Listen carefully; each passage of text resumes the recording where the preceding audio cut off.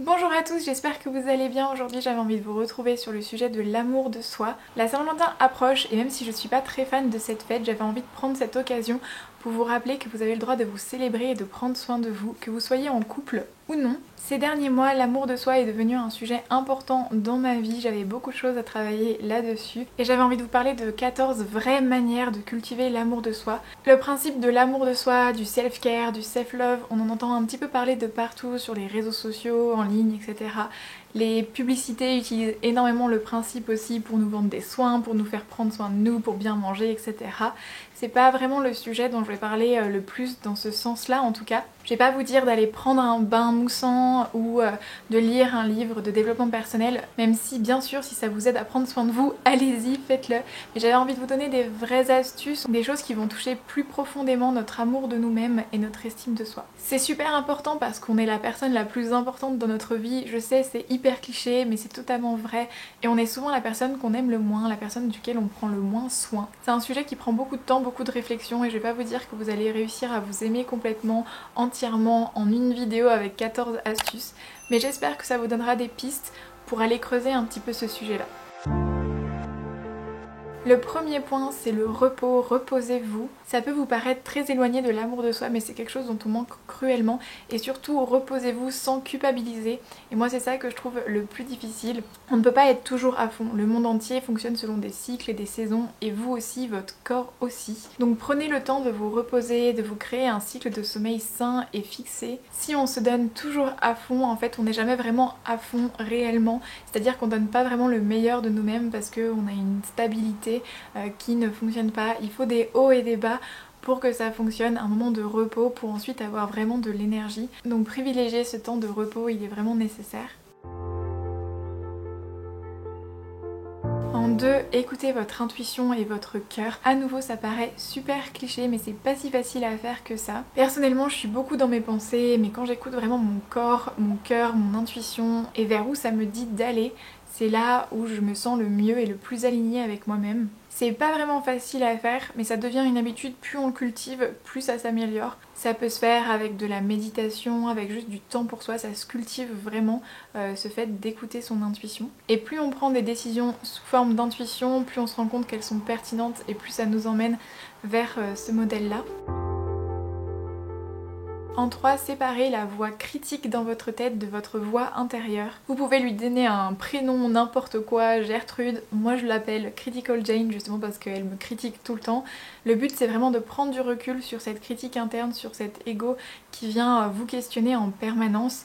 C'est un moyen aussi d'interagir avec cette voix et de lui dire stop, de lui dire qu'en fait non, vous avez choisi ce projet parce que c'était important pour vous, même s'il a échoué. Que non, votre corps il est très bien comme il est pas bizarre, il est pas déformé, il est comme il est et il vous permet de tenir tous les jours et de faire tout ce que vous faites au quotidien. Et surtout, détachez-vous de l'idée que cette voix vous fait progresser. Personnellement, c'est ce qui m'a posé le plus de problèmes parce que j'ai l'impression que justement, en me critiquant, elle me pousse à faire mieux. Mais en fait, c'est une pensée limitante parce que ça m'empêche de me détacher d'elle et de me rendre compte de tout ce que je fais de bien aussi. En réalité, c'est pas cette critique du tout qui me fait avancer, c'est l'envie de faire de mieux en mieux. Et j'ai pas besoin de cette critique pour réaliser que j'ai envie de faire mieux et de m'améliorer et de poursuivre mes rêves.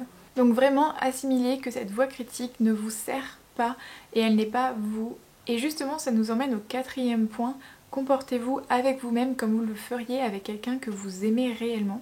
Par exemple, si quelqu'un vous parle d'un problème, d'une incertitude, d'un doute, qu'allez-vous faire? Allez-vous continuer à l'enfoncer et à le critiquer? Ou allez-vous être compatissant et encourageant? Quand vous êtes dans un moment comme ça, justement, posez-vous la question de qu'est-ce que ferait une personne qui s'aime vraiment? Prenez un temps global pour vous demander ça veut dire quoi l'amour de soi pour vous? Comment est-ce que vous montrez votre amour et comment est-ce que vous souhaitez le recevoir? Ce qui vous permettra en fait de savoir plus facilement quand vous êtes dans ces situations-là comment agir avec vous-même pour prendre soin de vous.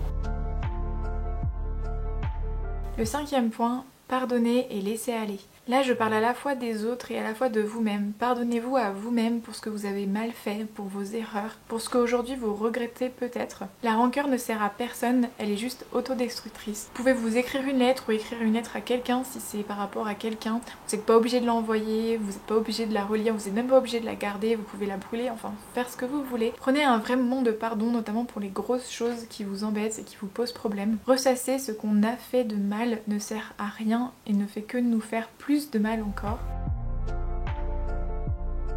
Le 6e point, demandez de l'aide si vous en avez besoin. N'hésitez pas à aller vers les autres justement pour leur parler de vos problèmes ou pour leur expliquer ce qui ne va pas. On a tendance à penser qu'on va saouler les autres avec nos problèmes et bien sûr si vous ne parlez que de ça tout le temps, ça peut poser un problème en effet.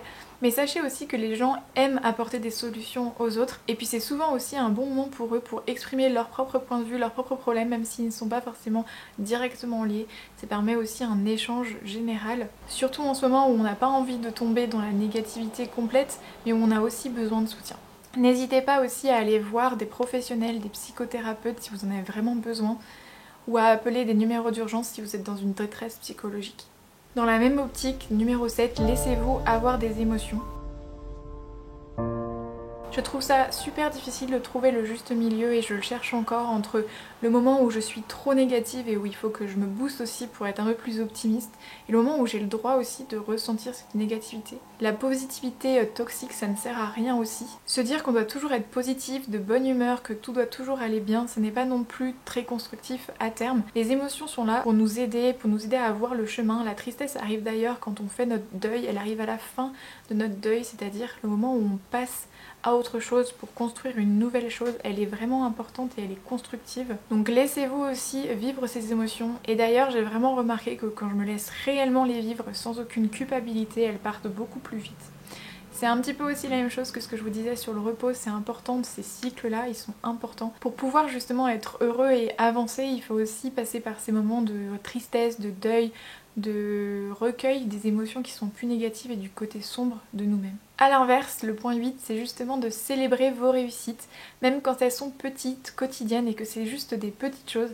Célébrez le fait que vous êtes allé faire du sport aujourd'hui, que vous avez bien mangé ou que vous êtes fait plaisir, que vous avez pris du temps pour vous, que vous avez appelé vos amis, peu importe, juste célébrer des petites réussites, des petits succès qu'on a tendance à oublier, on a tendance à célébrer les autres très facilement, on a tendance à célébrer les grosses choses et justement un bon moyen de sortir d'un manque d'estime de soi et de confiance en soi, c'est de célébrer les petites choses qu'on fait qu'on ne remarque pas forcément. Vous pouvez juste les célébrer intérieurement et vous féliciter réellement. Vous pouvez l'écrire si ça vous aide, vous pouvez juste le dire à quelqu'un aussi pour partager ce bonheur à plusieurs. Et le 9e point, c'est découvrir les choses qui vous font du bien, explorer ce côté-là, que ce soit par exemple de bouger de manière intuitive plutôt que de se forcer à faire une routine qu'on nous a imposée ou à suivre des workouts qu'on a vus ou voilà. Ça peut être de danser de manière intuitive, de faire du yoga de manière intuitive, d'aller vous promener, d'aller marcher, d'aller faire ce que vous avez envie. Que ce soit d'appeler les gens que vous aimez, que ce soit justement ici de prendre un bain qui vous fait du bien, que ce soit de lire un livre, que ce soit de prendre du temps pour vous. Cultivez justement tout ce qui participe à vos joies quotidiennes. A l'inverse, le 10e point, mettez vos limites, que ce soit envers les autres ou envers vous-même. Vous avez le droit de dire non quand ça ne marche pas. En fait, ça peut être vos limites avec le monde en général. Moi personnellement, je me suis rendu compte aussi de certaines limites dont j'avais besoin, notamment sur les réseaux sociaux ou dans certains endroits de ma vie. D'ailleurs, j'ai découvert, peut-être que j'étais à la ramasse, que ça existe depuis super longtemps, mais j'ai découvert la possibilité de mettre des limites de temps sur mon téléphone. Donc j'ai des limites de temps sur les réseaux sociaux, mais j'ai aussi entre 22h et 8h le droit d'utiliser que quelques applications sur mon téléphone que je règle.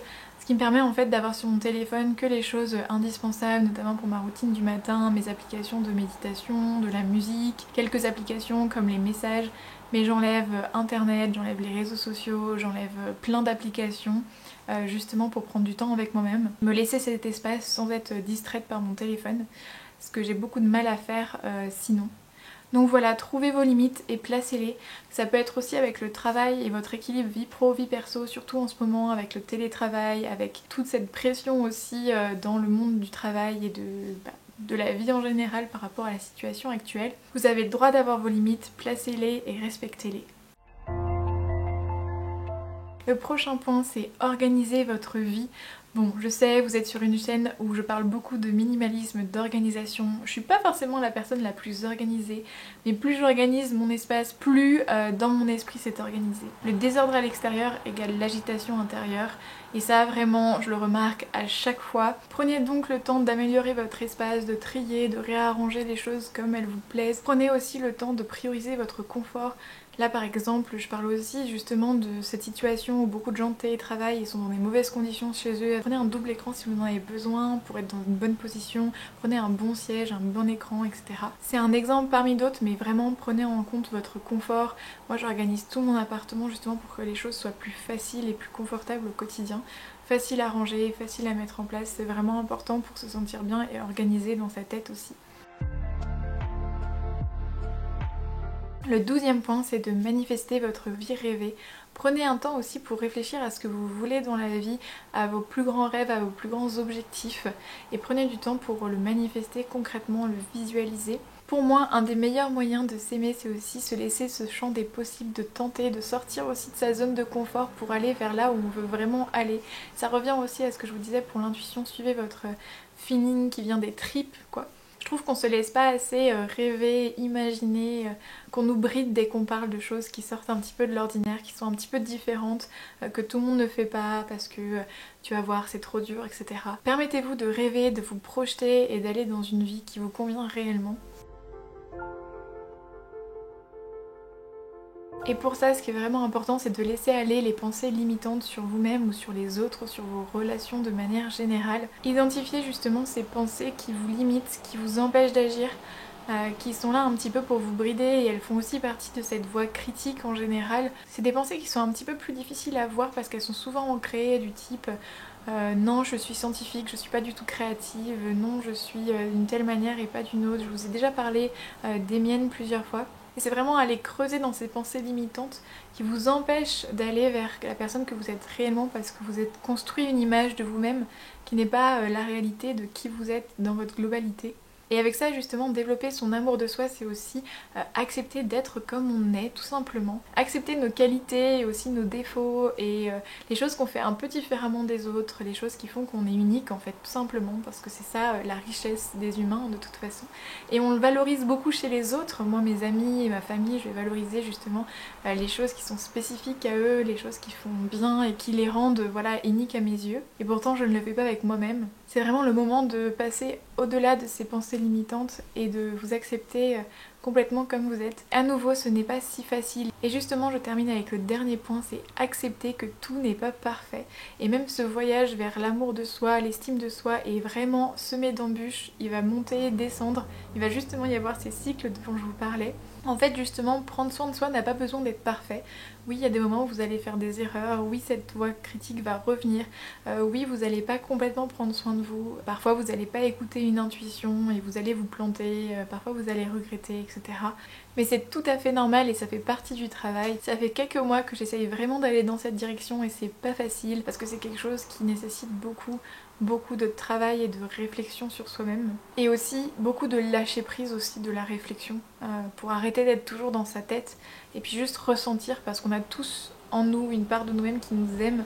Parce que tout simplement, en fait, comme je vous le disais, on est la personne la plus importante pour nous-mêmes et parce qu'on fait tous des bonnes choses. Donc voilà, ne vous mettez pas une pression énorme pour réussir d'une manière ou d'une autre à vous aimer en 2 mois, en 3 mois, en 6 mois, peu importe. En tout cas, j'espère que ces 14 façons de pratiquer l'amour de soi, ces 14 pistes d'action entre guillemets vous auront peut-être aidé, certaines vous parleront peut-être plus que d'autres. N'hésitez pas si vous avez d'autres choses que vous faites pour aller plus vers l'amour de soi à les mettre aussi en commentaire. Je vous en ai donné 14, je suis sûre qu'il y en a plein d'autres et ça pourrait permettre à tout le monde d'en profiter. En tout cas, si cette vidéo vous a plu, cliquez sur j'aime, abonnez-vous et cliquez sur la cloche. Je vous fais des gros bisous et je reviens bientôt avec de nouvelles vidéos.